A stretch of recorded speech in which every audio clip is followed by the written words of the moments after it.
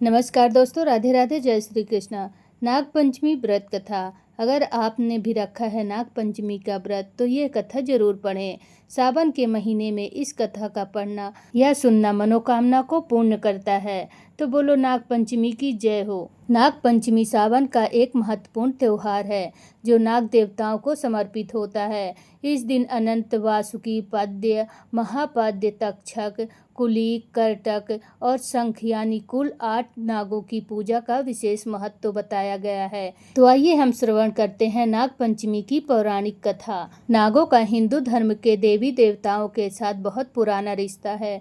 जैसे भगवान विष्णु की सैया शेष नाग है तो वहीं भगवान शिव के गले का आभूषण नाग देवता है, जिस कारण से नाग देवताओं को सनातन धर्म में पूजनीय माना जाता है और नाग पंचमी के दिन उनकी विशेष रूप से पूजा होती है। इस साल नाग पंचमी का त्यौहार 29 जुलाई को मनाया जा रहा है।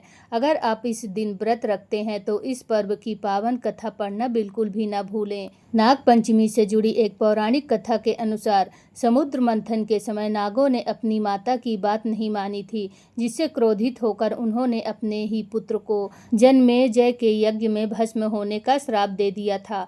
माता का ऐसा श्राप पाकर सभी नाग घबरा गए और वो ब्रह्मा जी की शरण में पहुंचे, जहां ब्रह्मा जी ने कहा कि अब नागवंश में महात्मा जरत्कारु के पुत्र आस्तिक मुनि ही तुम्हारी रक्षा करेंगे।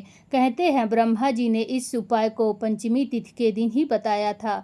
कहते हैं इसके बाद जब राजा अनमेजय ने नागों को भस्म करने के लिए नाग यज्ञ शुरू किया और वे आहुति के लिए मंत्रोच्चारण करने लगे तो वो वैसे ही नाग जलने लगे। कहते हैं जब आस्तिक मुनि ने उन नागों के ऊपर दूध डाला जिससे उन्हें जलन से शांति मिली। कहते हैं आस्तिक मुनि ने सावन शुक्ल पंचमी के दिन ही नागों को बचाया था, इसलिए ही हर साल इस तिथि पर नाग पंचमी मनाई जाती है और नागों के दूध से अभिषेक किया जाता है। वहीं एक अन्य पौराणिक मान्यता के अनुसार जब समुद्र मंथन के दौरान किसी को भी रस्सी नहीं मिल रही थी, तब इस समय वासुक नाग को रस्सी की जगह पर इस्तेमाल किया गया था।